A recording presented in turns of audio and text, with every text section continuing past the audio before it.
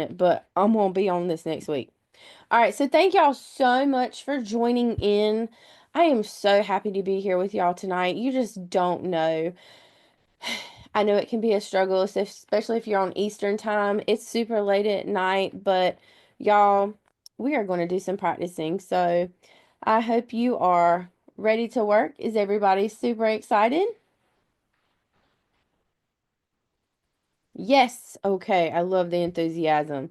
All right. So we are going to pick right up where we left off last night. We looked at section 2 of the reading. So this is part 2 of 3 as far as the reading components themselves. I don't want to get that confused with for the R2 section. So tonight is our test prep night. Last night was practice. No, not test prep. I have it labeled wrong. Excusez-moi. Sorry.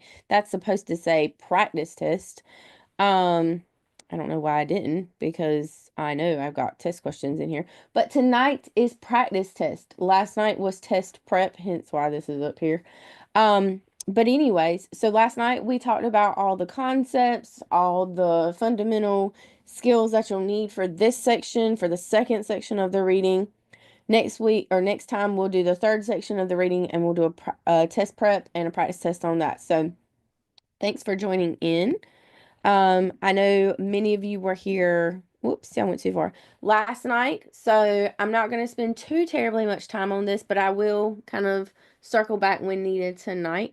But make sure to take a quick screenshot of this, especially if you're on your phone or if you are on your computer. Grab your phone, take a picture of the screen. Make sure to save these QR codes because I don't know about y'all, but I do love a QR code. If I don't have to type in a www dot then and I can just click on a QR code. I mean, oh, let's just embrace technology where it actually does make our life simpler. So if you want to go sign up for any more webinars, next week I'll be back up here with an English test prep and practice test. So I have, wait, is it two not last night? No, it's in a couple weeks. Um, but Brandon's going to be up here tomorrow night with math. So make sure to join in, check out our list. We have our March webinars already up for the rest of the month.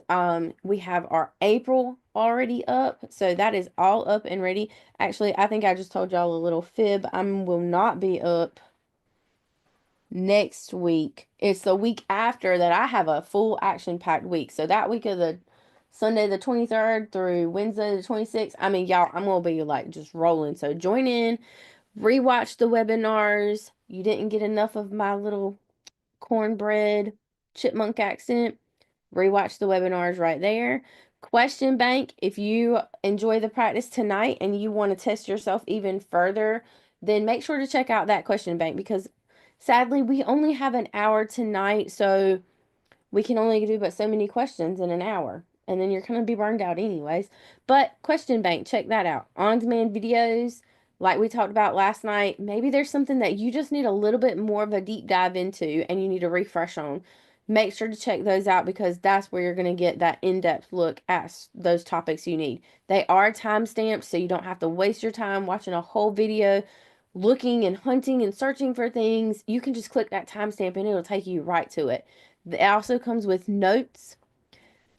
Tutoring, we have hour-long blocks, and we just this week, fresh off the press, we have added 30-minute tutoring blocks. So half the price, you can get in, get you a quick little tutoring session, help fit it in your schedule. Y'all seem to be loving it. I already have been booked up this week with them. So make sure to check out that page. If you are interested in tutoring and you just don't see a time that works best for your schedule, please do not hesitate to email us. Our email is prenursing@archerreview.com. It's on our website. It's pretty much everywhere on our social medias. But email us because you guys, we are here to make sure that we can help you and we will try to adjust our schedules, open up time slots where we can to try to fit it in and help you. I mean, really, we are going to work as hard as we can to make sure that no student gets left behind. Um, and I'm not talking about the educational plan thing from like, what was it, the 90s, early 2000s. I'm talking about like No Troll Left Behind. Did you watch Troll World Tour? Yeah. Can you tell what we watch in my house? So No student left behind. We will get you in and work with your schedule to see what we can open up. SurePass and SurePass Pro. Somebody just said that they ordered the SurePass plan for a year. Awesome. Make sure to take advantage of a discount because I don't know about y'all, but I love a discount. I need a sale. I got to save money where I can. SurePass will get you a discount on the QBank and the on-demand videos. That SurePass Pro, I mean, that's your big bang for your buck because that gets you a discount on QBank, on-demand videos, and on tutoring. Yes, tutoring. You can get a discount on tutoring. So make sure to check that out. But take a screenshot. We're going to roll on to the next thing. Tonight, we're going to pick, like I said, pick back up where we covered everything last night. We did 2.1, 2.2, 2.3, and 2.4. So we're going to break these questions down so you can see how they apply to each section. And then I hope you guys are ready because we're about to rock and roll. I mean, we might go over a few minutes just because I'm going to make sure we get all these questions in and done. But, hold on to your knickers. Get your pen and paper ready. Everybody good? I know that was like a lot. It's a good thing I can talk fast. All right. Zoom is good. Instagram, y'all good? Facebook, YouTube, TikTok.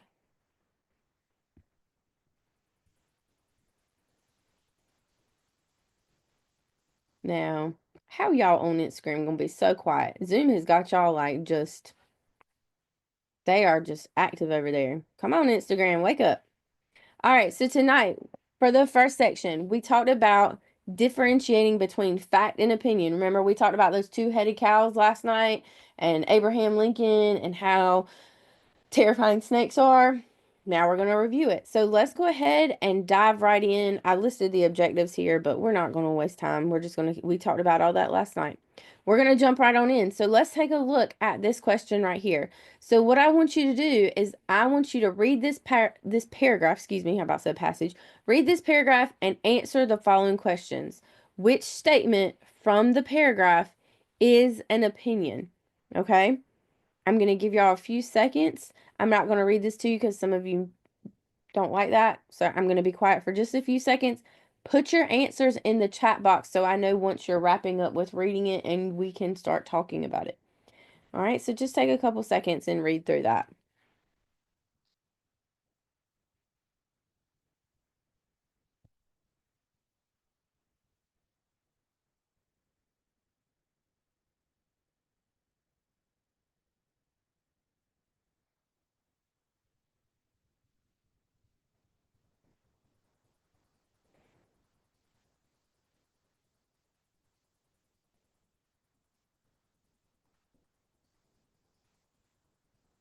All right. I'm telling y'all, Zoom is on it tonight.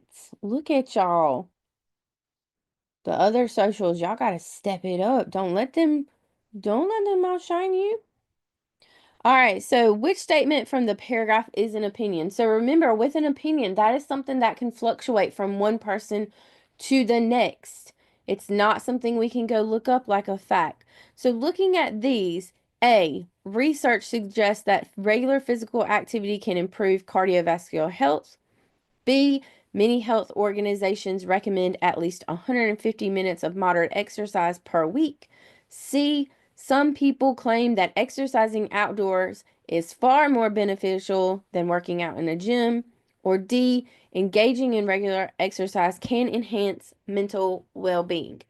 So if you picked, drumroll please, C, that is the correct answer. I'm going to take us back to the other page, but just so we can look at it. Some people can claim that some people claim that exercising outdoors is far more beneficial than working out in a gym. So because that sentence starts off with some people claim, that's going to be their thoughts, their opinions, that exercising. This is not backed up by research.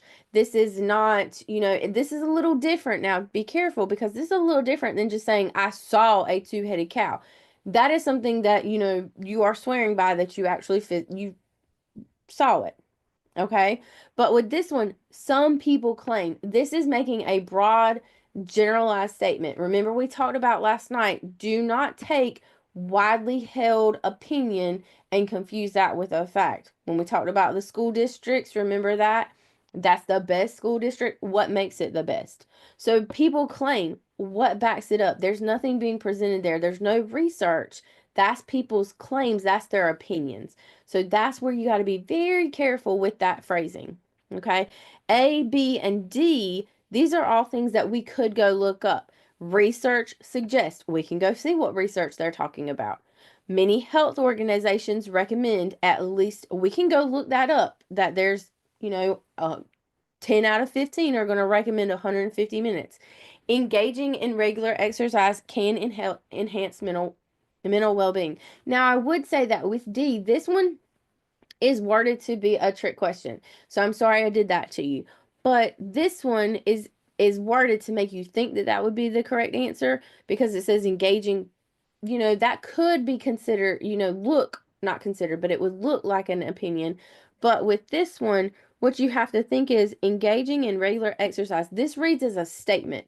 Could we go do a test? Could we go look this up to see if, there are 10 people that are engaging in regular exercise?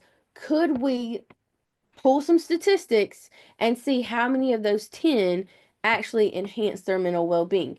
Yes, yes, we could. We could go do that research and, pull out those numbers. But some people claim that is too broad and that is too opinionated. So be careful with that, okay? But I see some of you on Zoom over there celebrating, so yay! Instagram, come on, y'all. Unable to read it. Oh dear. Next time I'll read it to you then.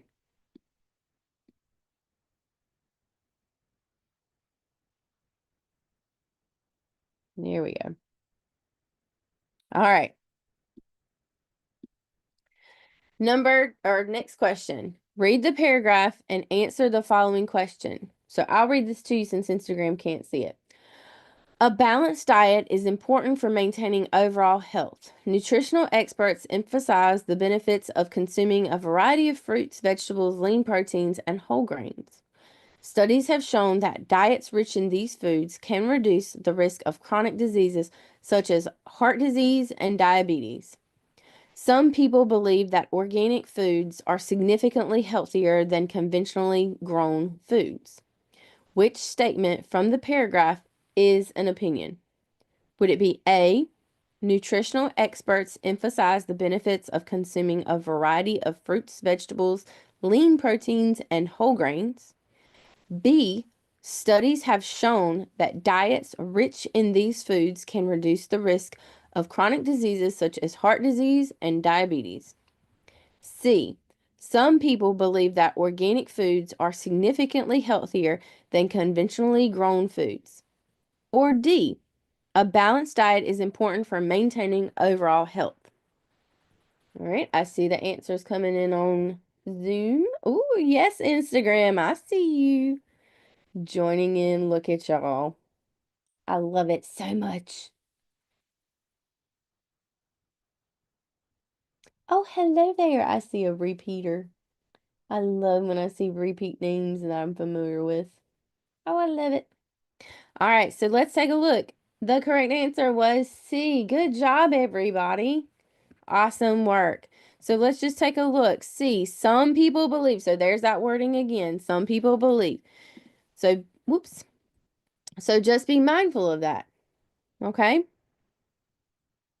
With A, nutritional experts emphasize the benefits. That's something we can go look up. Did they say it? We can look it up. Studies have shown we can go look those up. A balanced diet is important for maintaining overall health. A we can conduct research to see if that's actually true. So we could sit there and we could give one person, all those Post Malone cookies that are out, those Oreos. Have y'all had those? I mean, hello. Those are delicious. But we could give them a full diet of Post Malone Oreo cookies, see how they're doing after a week, and then we could sit there and give someone, balanced. Yes, this is she. Instagram. All right, so let's take a look at our next one. Read the paragraph and answer the following question. The Great Barrier Reef is one of the most diverse marine ecosystems in the world, spanning over 1,400 miles off the coast of Australia. It provides a habitat for thousands of marine species and is a major tourist attraction. However, rising ocean temperatures and pollution threaten the reef's health. Some scientists argue that immediate action must be taken to protect the reef, while others believe that natural cycles will allow it to recover over time. I know, I'm going to work on that Instagram. I'm so sorry y'all can't see it. So that's why I'm going to read everything to you, okay? I'm going to have to see if I can go back and figure out what that looks like. All right, so let me read these to you. Which of the following is a fact? Is it A, the Great Barrier Reef is one of the most diverse marine ecosystems in the world? Is it B, the Great Barrier Reef is the most stunning natural wonder on Earth? C, the reef will completely recover from environmental threats without human intervention. D, immediate action must be taken to protect the reef. Take a second, think those through.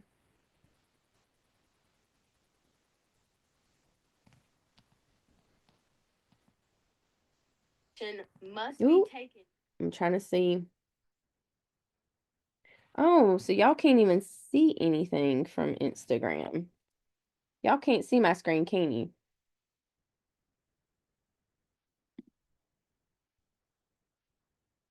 Oh, okay, hold on. All right. I think I figured out the problem, Instagram. Give me un momento, por favor.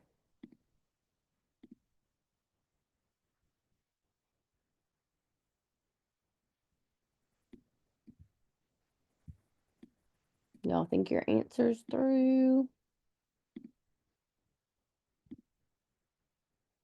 Can you see it now?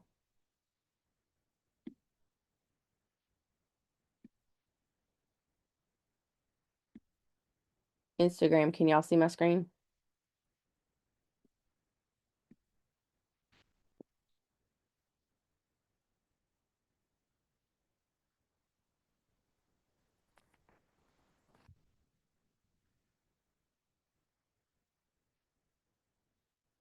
All right, so Zoom's got their answers. Instagram, can y'all see my screen now?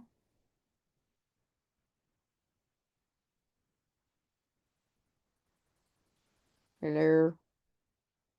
Did I just mute myself?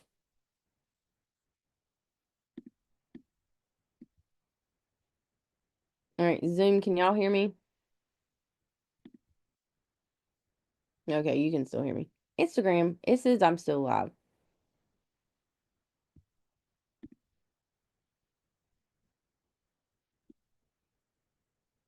Just lost on this one. All right, let's take a look. Hold on, actually.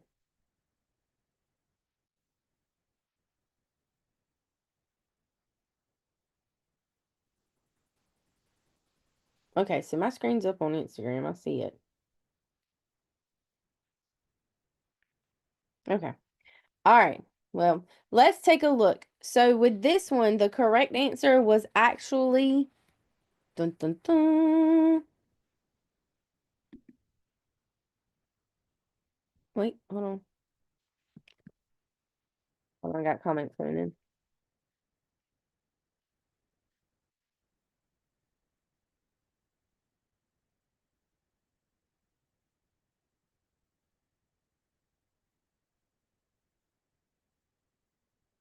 All right, so the correct answer is A, which is a fact. So the Great Barrier Reef is one of the most diverse marine ecosystems in the world. The reason, oh, excuse me. The reason that this one would be considered a fact is because this is something we could go look up the data on. Okay. Um, with Oh, so you were still on the opinion thought process. Gotcha. With B, most stunning, that's an opinion, so that can't be a fact. The brief will completely recover. We don't know that for sure. That's someone's thoughts that it'll recover. We can't accurately prove that, like pinpoint that. With D, immediate action must be taken to protect the reef. That is someone's opinion. Other people might say, well, let's just chill out and hold off and see what it does. So,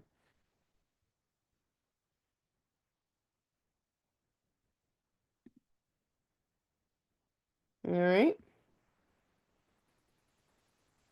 Everybody good now? If we missed it?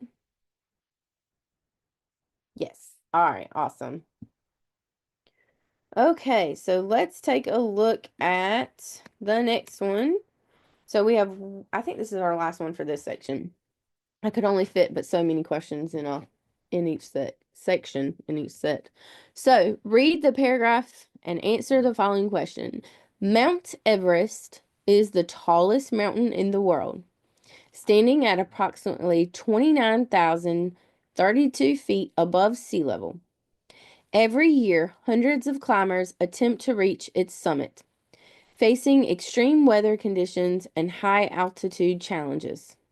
Some experienced mountaineers some experienced mountaineers believe that only those with extensive training should be allowed to climb Everest, while others argue that access should remain open to anyone willing to take on the challenge. Which of the following is a fact?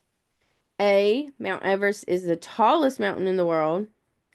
B. Climbing Mount Everest is the most thrilling adventure anyone can experience. C. Only experienced climbers should be allowed to climb Everest. Or D. The dangers of climbing Everest are exaggerated. All right, so take a second, think that one through. Give me your answers. What are we thinking? Look at you, Instagram. Now you're back.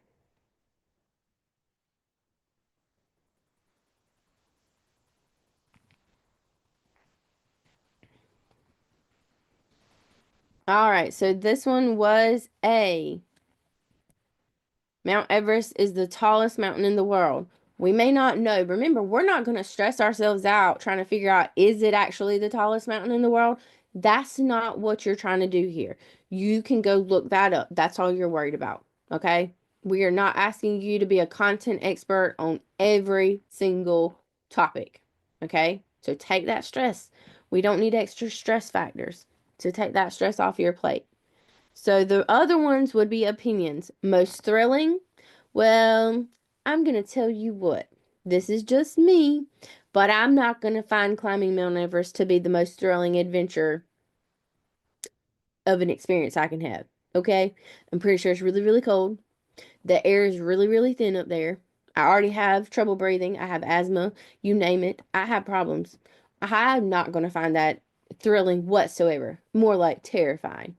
Other people, like I have a friend that's going rock climbing tomorrow. You have at that, Shug. To each their own. Power to you. I hope you have safe travels. Me, no, not so much. I'm not going to climb Mount Everest because people freeze up there. Only experienced climbers should be allowed to climb. Well, that's your opinion. You know, Daisy May, who's the brand new rock climber, if she wants to go do it, to each his own. Like I said, let them go. Okay? I mean, is it probably the best thing to do? But that's my opinion. The dangers of climbing are exaggerated. Mm, that's going to vary from person to person. If someone is an extremely skilled mountain climber, has all this, experience under their belt, they may not think that it's very dangerous. So they're going to say this. Me, not so much. Um, I'm going to think that those are full on dangers. I'm going to embrace it. So, all right. Any questions about that one? Everybody doing okay?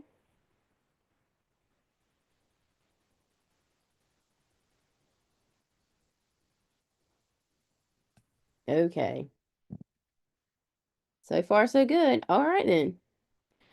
All right. So we've taken a brief look at that first section. So we've looked at some tips and tricks and now we've applied them. I hope what we talked about last night really helped. Seems like everybody was doing pretty well with those. So yay, let's keep going, okay? Let's stay on that momentum. So 2.2, deciphering word and phrase meaning using context. This is everybody's not so favorite section. So this is where we're going to use those context clues. And remember, we talked about 4 different ways or 4 different types of context clues that you can use, okay? So examples, synonyms, antonyms, and then just general sense of what's going on in that passage. So, hold on. So context clues. Also, this is where we talked about figurative language. So let's take a look with the baby's cry was as loud as a siren. What figurative device is being used in that sentence? Would you say, sorry, I went backwards and now I'm back to the question. I'm sorry, I flipped. Were you asking about what was the answer for the one about Everest or the one about this one? Instagram.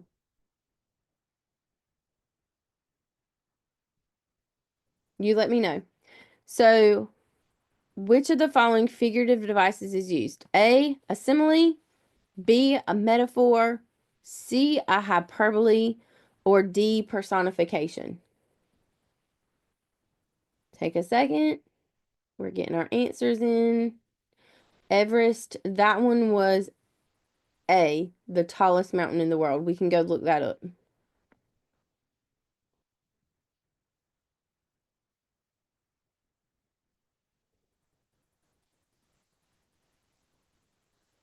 All right.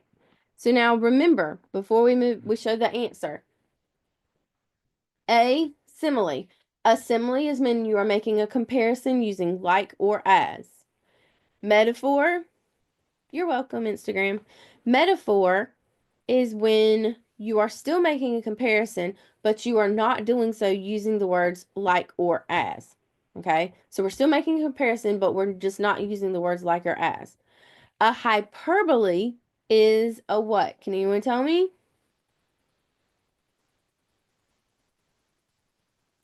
Exactly. It is an exaggeration. So if I say, I told you to take out the trash 1,000,000 times, I probably actually didn't say it 1,000,000 times, probably like 1,000. Personification, remember, that is when we are given a human trait, a human characteristic, a human action to something that is non-living, or to some, not non-living, but to something that is not human. Okay, so like an animal or an object, we're giving it that human characteristic or trait or action. So based off of that, the correct answer, that's a lot of writing. I really should not have included all that. But the correct answer is A, a simile. The baby's cry, so we're talking about the cry, and it's being confused. I mean, not confused, sorry. It's being compared to that of a siren. So we're saying it's as loud as a siren. So we're comparing the cry to the siren, and with that comparison, we're using the words like or as.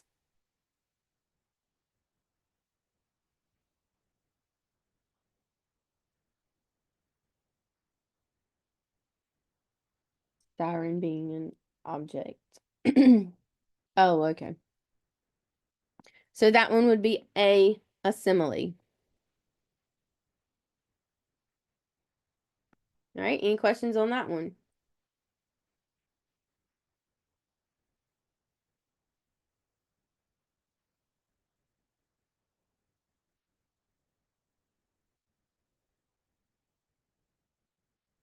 All right, let's take a look at this one. The classroom was a zoo during free time, with students running, shouting, and laughing nonstop. Which of the following figurative devices is used in that sentence? Is it a simile, B, a metaphor, C, personification, or D, onomatopoeia?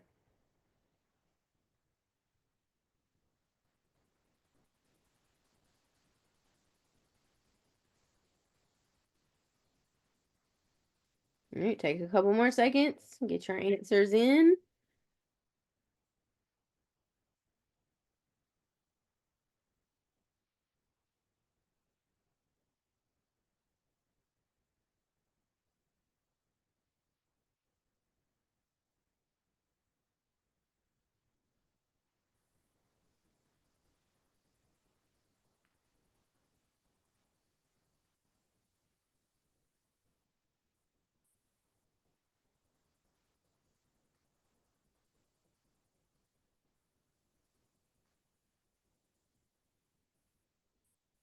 All right. What is an onomatopoeia? A great question, because we didn't cover that last night, so I just threw that one in there to try to throw you off. Can anybody tell me what an onomatopoeia is? Hot quiz within the quiz.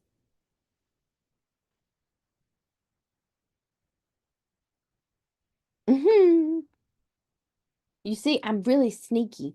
I'm really sneaky.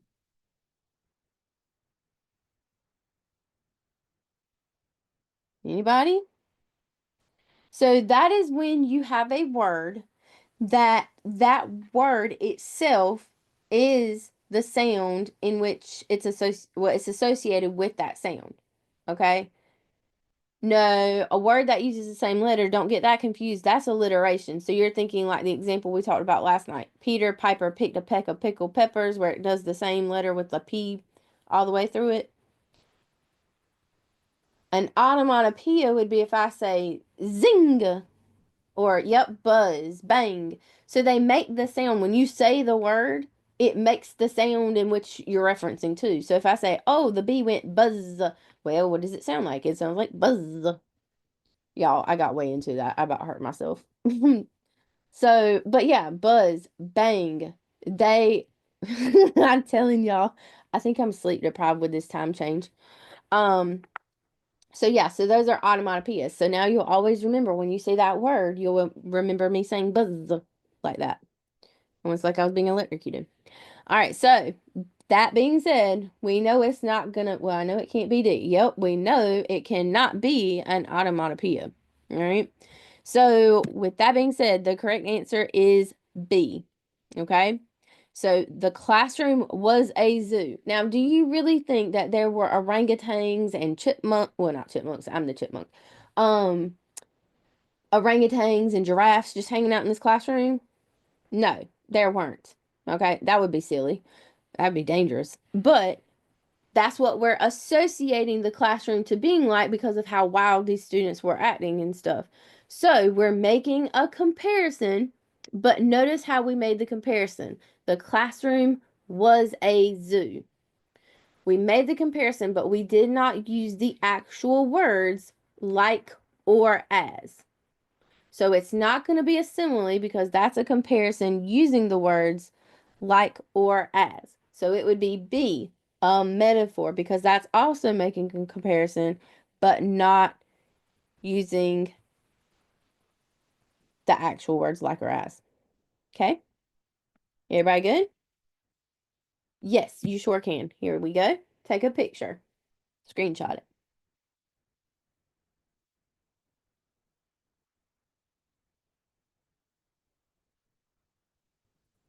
Perfect. Now remember, with um with those comparisons, you really just look to see, are there two things that are not alike being compared, okay? And for me, when I'm looking at questions that deal with when it's asking us about the figurative devices, I always start off with eliminating the similes and the metaphors first. Why? Because I'll be honest with you, that's the easiest thing for me to do because I can quickly look and see, okay, well, are they comparing anything? Nope. Okay, well, it's not going to be a simile or metaphor. And then if I do see it's comparing it, then I do, and make sure you're not doing one of those select all that applies where they got multiple answer options because those are tricky. So just make sure that you're checking for those things. Kind of do process of elimination. I told a student the other day, it is not shameful to sit there and do process of elimination because you know what you're doing. You are still illustrating that you know the content because you're working backwards and you are using your knowledge to eliminate what cannot be correct. Okay, so I've had a student tell me that they were like, "Well, I shouldn't do that." Who says, ma'am? Who says? Okay. All right. Let's try another one. A soft breeze whispered through the towering pines as the moon cast a silver glow over the quiet forest where fireflies flickered like tiny lanterns in the night. Oh, wait, no, this is not a figurative device. I'm sorry. I got ahead of myself. Oh, thank you. I appreciate that. So, which of the following describes the mood created by the word choices in the sentence? So, as you listen to me read that to you, did you feel suspenseful and eerie? which was A. B, oop, my papers fell.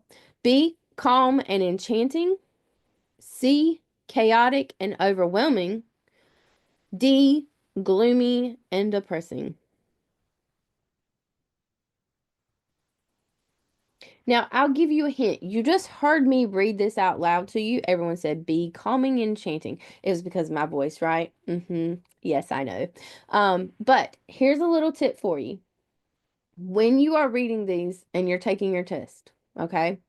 Pretend like you are reading this out loud to someone, just like if I was reading it to you. And now, sometimes if we're testing by ourselves, we can actually read it out loud. But if you're testing in an environment where you have to go in and you gotta shh, be quiet, just pretend like you're reading it out loud. I know that sounds silly, but it actually does help. Okay? Pretend like you are standing up in front of a wall if you're afraid of people. Don't break out in hives, but just pretend.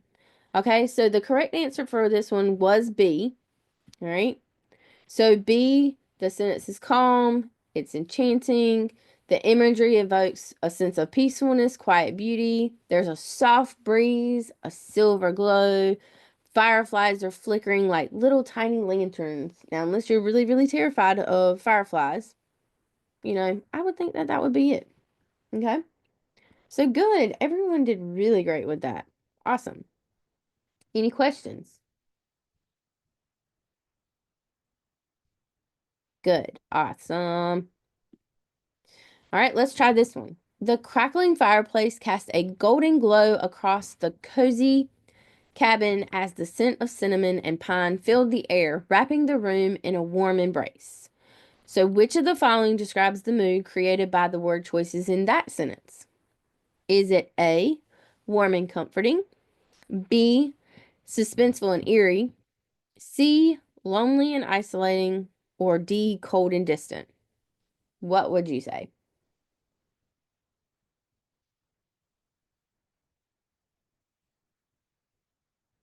All right, take a couple more seconds.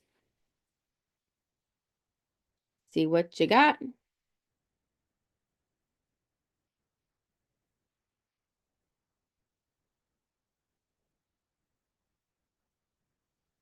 All right, the correct answer was A. I'm going to just flip back for a second, but I'll go back to that one in a minute if you need it. But A, yeah, don't put a question mark. Don't doubt yourself, Instagram. So A, warm and comforting. Well, think about it. I'm gonna tell y'all what, as cold as it's been, I really want to be there right now.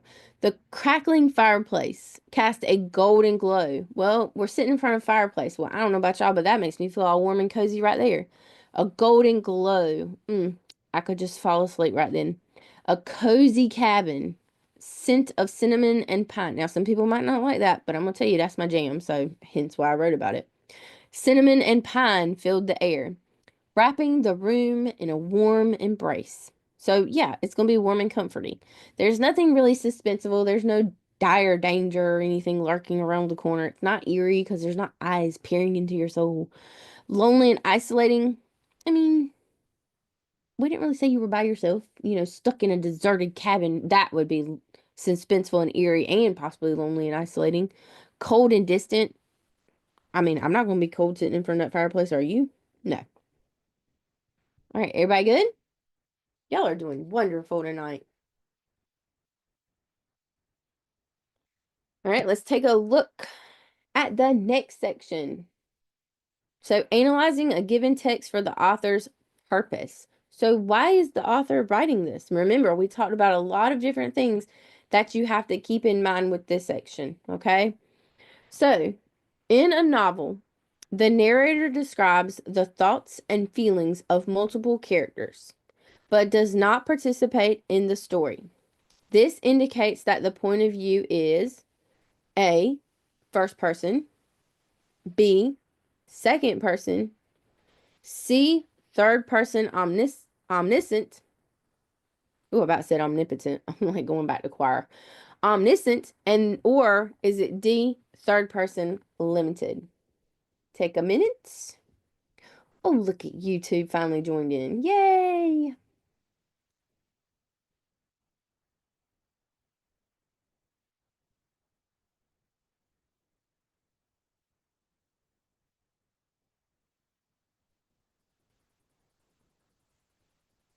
All right. It is C. Why is it C? Because let's go back and look at the statement. In a novel, the narrator describes the thoughts and feelings of multiple characters. So the narrator is not a character themselves. Okay? So multiple characters, but does not, and it states right there, does not participate in the story. So the narrator's not in the story. Remember, with first person, that would be I, me, my pronouns that you're going to use.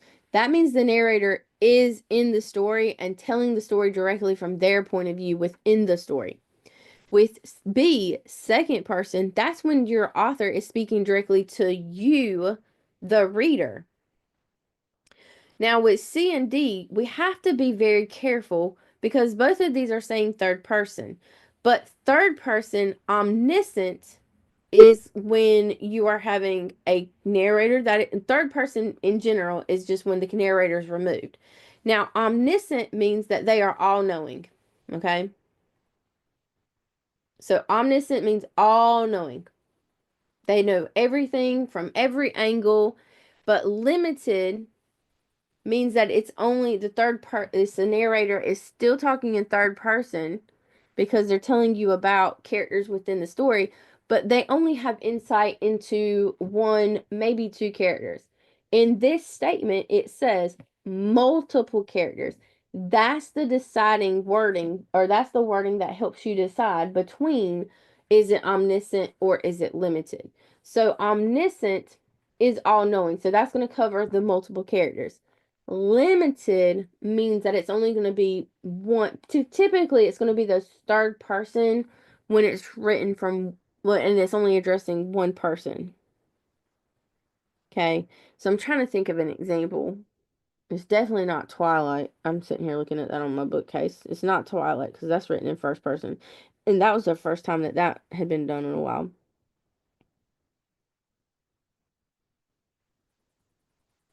No, multiple wouldn't be two people. That multiple means way more than two people. A couple would be two people. Several would be like three or four, and then multiple would be like it could be three or four. So if it said a couple of characters, then that's when you'd have to be like, is it omniscient or is it limited? They would really be doing you dirty if they worded that question that way. That's just my opinion. Since we're talking about facts and opinion. But omniscient, limited, you would see that the question would be worded more along the lines of the narrator describes the thoughts and the feelings of a particular character, but does not participate in the story. That's how that would have to be worded, unless they're really trying to do you dirty. And we're not going to think that way. Does that make sense?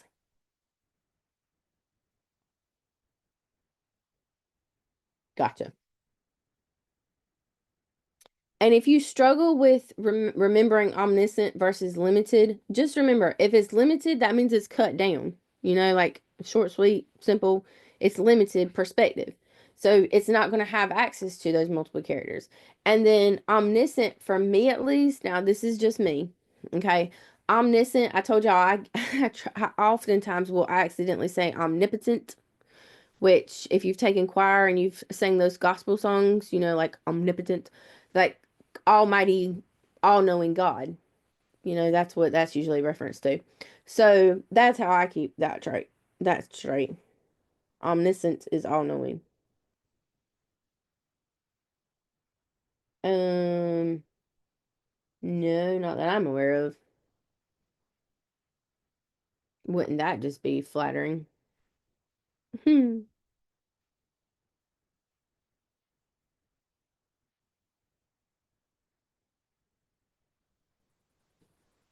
Omit, can that word work?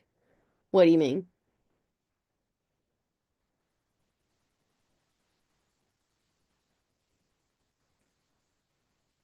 Instagram, elaborate on that a little bit more for me. What do you mean by omit?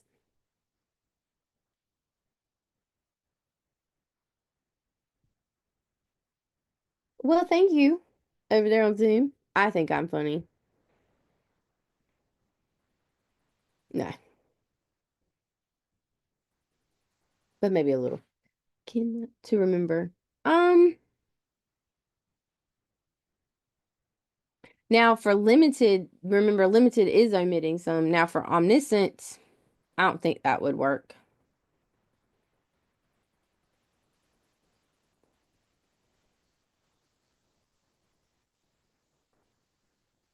No, because with omniscient, that's all knowing. So you're not really omitting anything.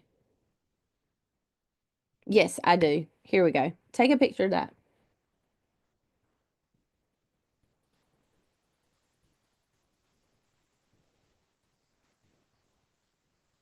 I'm gonna think on that one. Omniscient. I just have always related it to omnipotent because I used to be in a choir in high school, so we sang that a lot. You're welcome. All right, let's keep trucking. In a novel, the narrator is a character in the story and describes events using I and we, sharing only their own thoughts and experiences. This indicates that the point of view is A, first person, B, second person, C, third person limited, or D, third person omniscient. What do you think?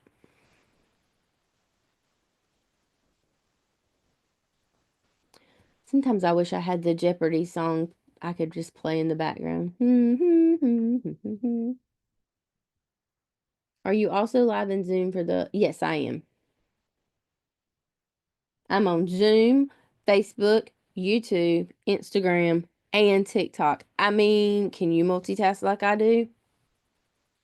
Oh no. I'm so sorry. We won't do Jeopardy. Mm-mm. Nope. Nope. Don't second guess yourself. You are strong. You are capable. Think about the pronouns that they just gave you. I and we.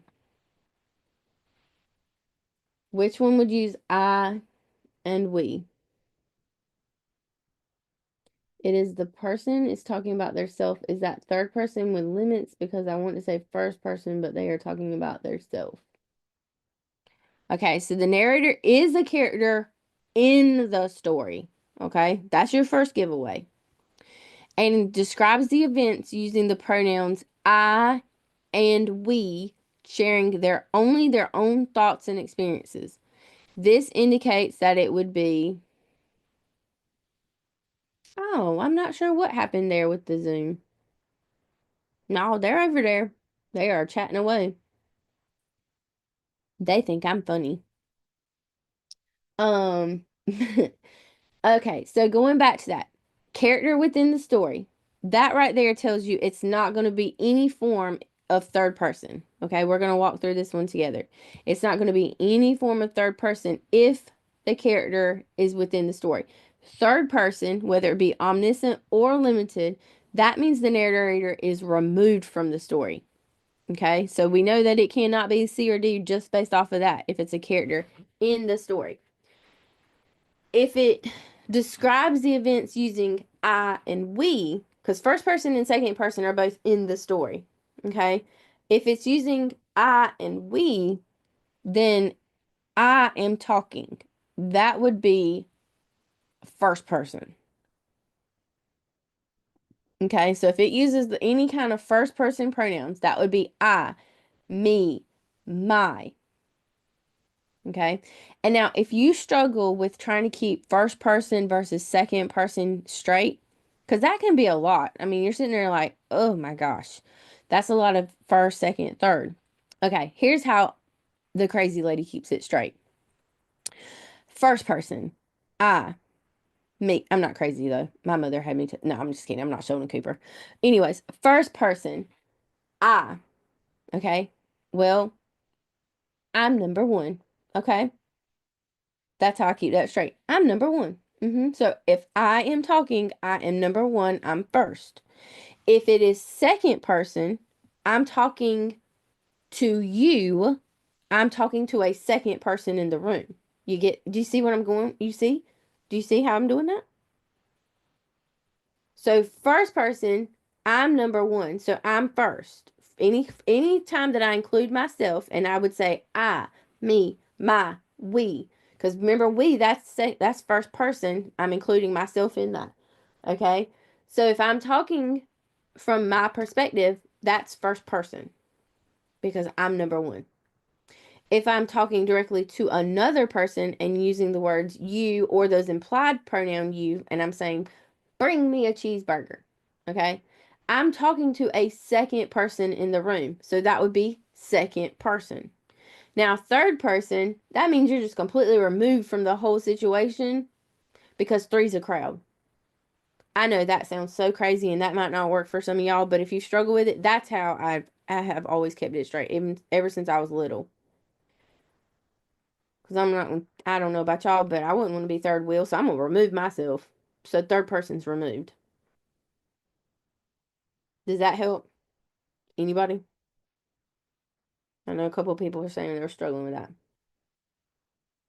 I should make those into flashcards. I'm going to tell Brandon Craft. I'm going to tell him. I'm going to tell him he needs to make those into flashcards. All right. Let's look at this one. The use of renewable energy sources has grown rapidly in recent years as concerns about climate change and fossil fuel depletion increase. Wind, solar, and hydroelectric power provide sustainable alternatives to coal and natural gas, reducing greenhouse gas emissions. However, some critics argue that the transition to renewable energy is too expensive and unreliable. Despite these concerns, many governments and industries continue to invest in clean energy solutions, seeing them as essential for a sustainable future. What is the author's perspective? Oh, you didn't hear the answer for the previous one. It was a first person because it was using I and we. So for this one, what is the author's perspective in the passage? Is it A, renewable energy is too expensive and unreliable to replace fossil fuels? B, renewable energy is a promising solution for sustainability despite some challenges? C, the government should ban fossil fuels immediately to stop climate change? Or D, there is no need to transition to renewable energy because fossil fuels are unlimited. Oh, you're welcome, Zoom.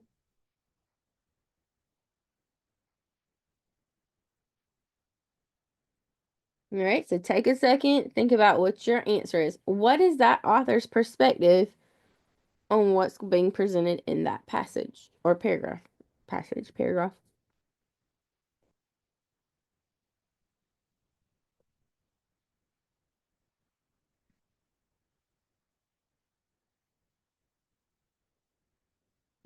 No, so remember, perspective is what their thoughts are, not what they're trying to get someone else. Well, I mean, it's what they're kind of, if it was persuasive, that's what they're trying to get someone. But what are their thoughts? What's that author's thoughts on this?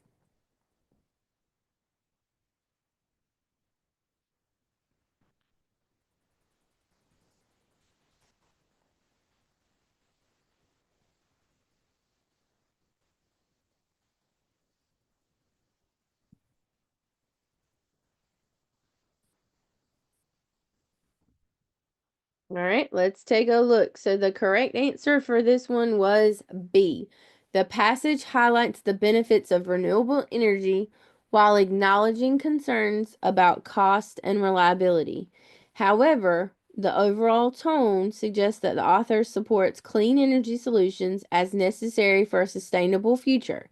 The phrase many governments and industries continue to invest in clean energy solutions, they're going to reinforce that idea that renewable energy is promising despite challenges. See, look, Instagram, you doubted yourself. You had that answer correct and then you changed it. Look at you. Mm-mm-mm. And same thing over on Zoom, putting B with a question mark. Do not doubt yourself, people. I mean, y'all need a pep talk, don't you? I know you changed it to A. So, um, A, renewable energy is too expensive and unreliable to replace fossil fuels. All right. Don't get confused with, however, some critics argue. That's not what this author's thought process is. The use of renewable energy sources has grown rapidly in recent years as concerns about climate change and fossil fuel depletion increase. This is just an introductory. Oh, I'm sorry. And fossil fuel depletion increase. That's an introductory detail. Wind, solar, and hydroelectric power provide sustainable alternatives to coal. Despite these concerns, many governments and industries continue to invest in clean energy solutions, seeing them as essential. So don't start overthinking it too much is what I'm pretty much saying. Now you got it? Okay, good. All right. Moving on to the next question. So, read the following passage and answer the following question. I think that's kind of a given at this point, isn't it? A history professor is preparing a lecture on the impact of oh my goodness. Hello, so sorry. Let me start over. A history professor is preparing a lecture on the impact of the Industrial Revolution on modern economic systems. To support his research, he wants to include reliable sources that offer detailed analysis, historical documents, and expert insights. He is considering the following sources. Number one, a university published journal that features peer-reviewed articles from historians specializing in economic history. The journal provides citations and references for all claims made. Two, a personal blog run by a history enthusiast who shares interpretations of historical events but does not cite any primary sources.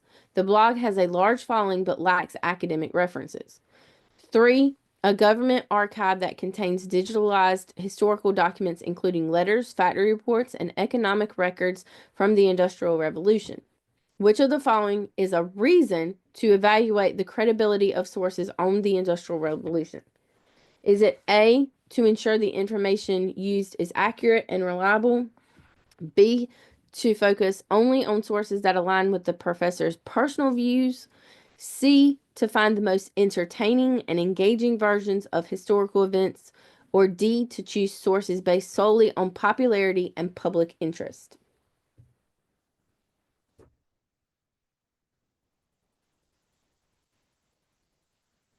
All right, take another couple seconds. Drum roll, please. Don't put that question mark. I'm gonna mama you now.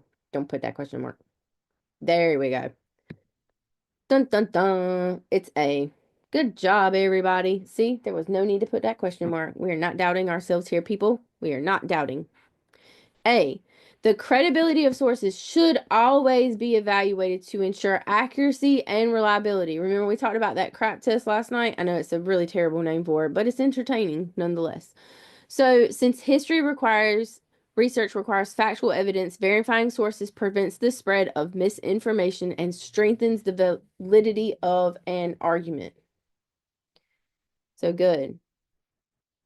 You definitely don't want to have it so that you're finding sources that match a predetermined viewpoint. That's cherry picking.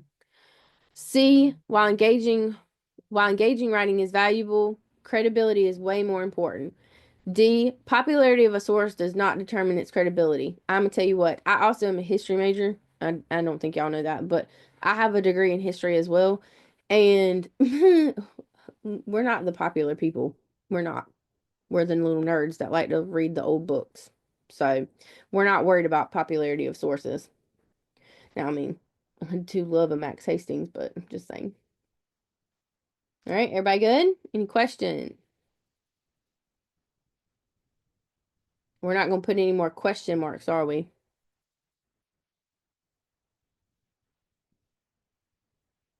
All right.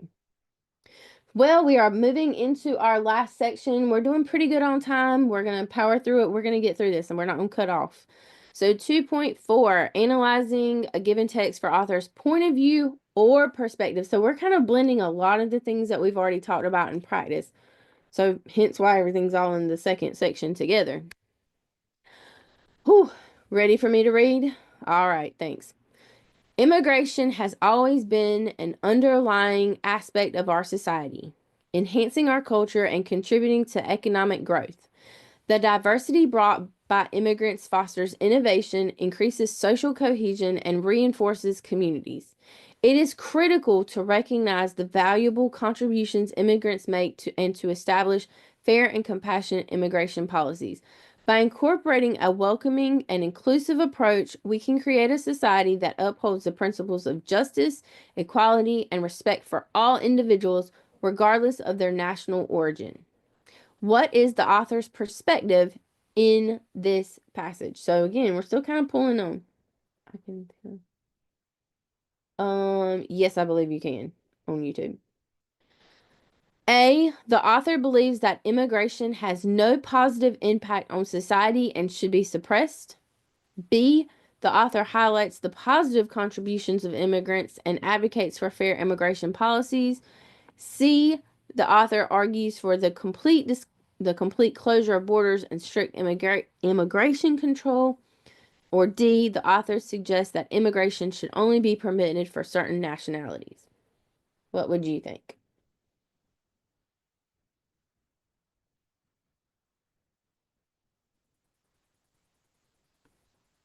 All right, 1, 2, 3 more seconds.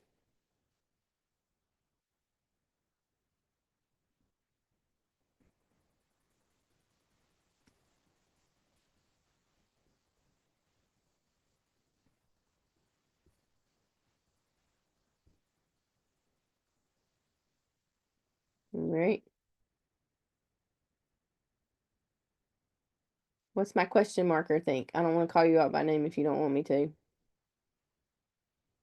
I'm waiting on you. I want to see what you think. All right, ready? Don't be scared. Don't be scared. Tell me. What do you think? Quick, hurry. Type that letter. 1, 2, 3, go. Okay. B. Look, see, you were scared for no reason. I'm telling you. Mm-hmm. We're gonna have a webinar just on building confidence. No, I'm just kidding, but should we?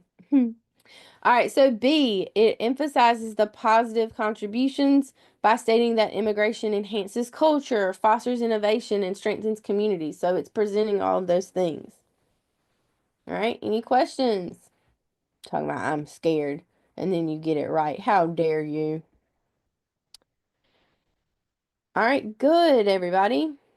Let's look at this one. As a passionate environmental advocate, I firmly believe that urgent action must be taken to combat climate change. Human activities such as deforestation and the burning of fossil fuels have significantly contributed, to rising global temperatures and extreme weather events. If we do not transition to renewable energy sources and implement stricter environmental policies, we will continue to see devastating consequences for future generations.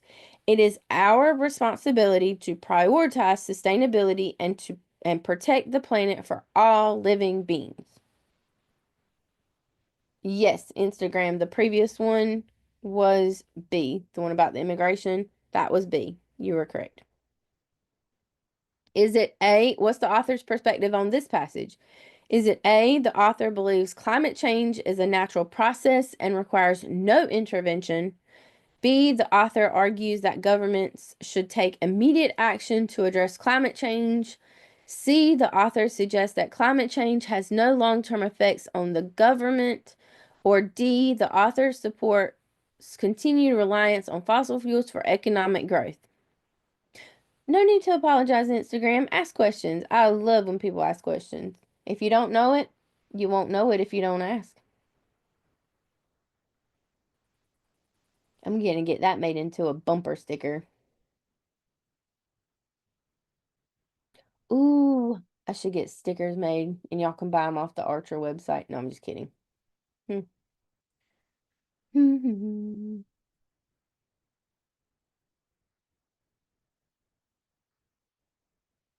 All right, last call. What you think? What you think?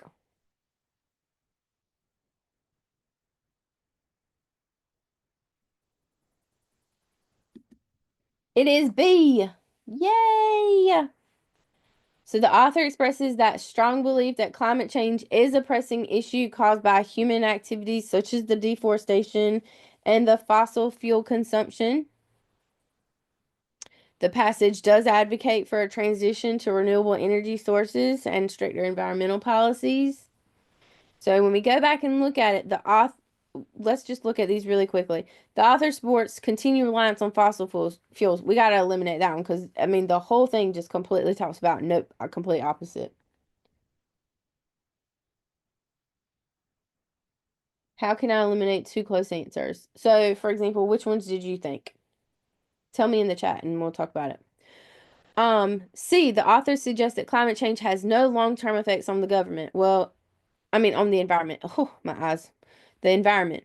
So we see if we do not transition, we will continue to see devastating consequences for future generations. So they tell you right there that they believe that there will be long term because future generations, that's down the road.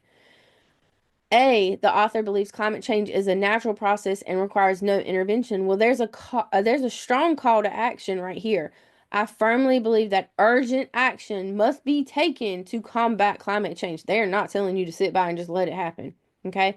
You know, did y'all see The Day After Tomorrow, that movie with Jake Gyllenhaal in it? You know, the Statue of Liberty is like covered in snow. That's what they're talking about here.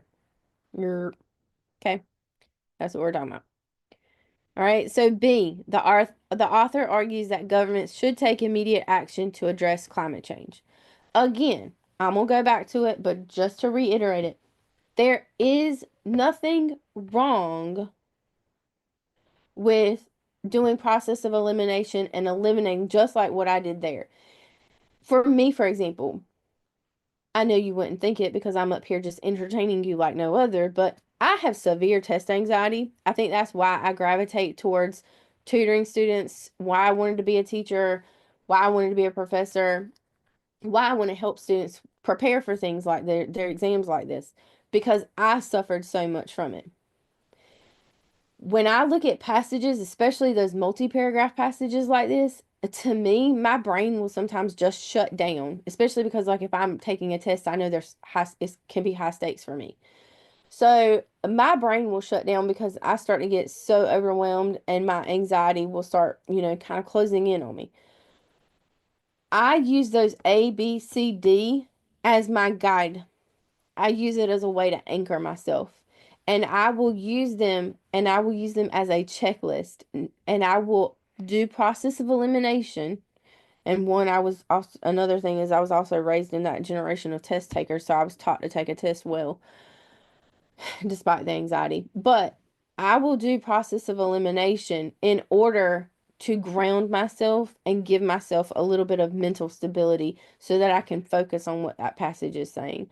So I don't know if that might help some of you, but I thought I might would share that just because I have been on that other side of the test. I have taken the TEAS before trying to get into school when I thought I was going to be a physical therapist. Um, and then I found out I had to take gross anatomy and that ruined that for me. But, that's why I have so much respect for nurses and everyone in that field. So, just a little tip for you. Okay. All right. So that wraps us up. That was probably a great note to end on. Oh, well, I'm glad that helps you. Awesome. So, I hope tonight was helpful. Oh, you're certainly welcome. So I hope tonight was helpful. I hope you enjoyed it. If you want some more practice, again, remember to check out our Q bank right here. It says we have over 1,500 questions. We have been actually working on building that up. So, we are adding more questions and content every day. So make sure to join in. We've got lots of new exciting things. So make sure to check us out on our social medias. I have a page for that in just a second. When will there be a math one? So Brandon will be back tomorrow night. I don't remember which math he's doing, but I do remember seeing him on the schedule when I was looking. Actually, hold on one second if you guys have a minute. So again, take a quick photo of this. This has our email address up there if you need us. Again, like I said, if you need some tutoring and you don't see a time that works for you, email right here. Let us know. We will work with you. And then SurePass Pro, take a quick screenshot of that.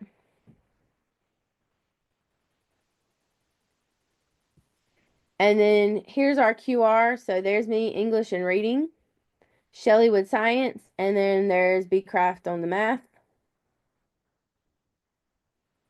I can call him that because I've known him for like 15 years. And then if you want to give some feedback on our survey, you really want to boost my ego and tell me how funny I was. Thank you. So take a picture of that. And then if you hold on for just one quick second, if you're still interested, I'm gonna hang on and I'm going to ready? Everybody good? Let's see if I can go to our website. If you haven't seen this before. All right, so I'm scrolling. Here's the link for everything. I'm telling y'all that SurePass Pro is the way to go. Especially if I gotta buy eggs that week. All right, so there's me tonight. Today's the 12th.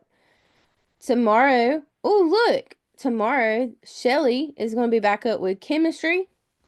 So she's got the science, and you can actually register right here from our website.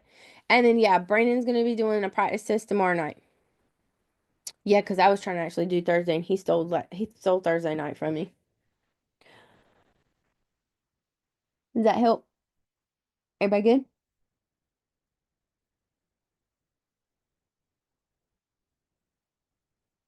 Awesome. So yeah, make sure to check out our website. It's growing. Math, English, and reading. I'm the double threat. No, I'm just kidding. Don't tell Shelly and Brandon I said that. And then remember, I'll be back not next week because there was a conflict with scheduling, but I'll be back the following week and I will have 4 webinars. So 2 English, 2 reading. And I hope to see y'all in a week. Not next week, but the week after. The week of the 23rd. All right. Well, you guys have a great night. Y'all have been so awesome. I mean, I hope you guys have a great rest of the week. And I'll see y'all later, okay? Awesome. See you next time. Bye, y'all.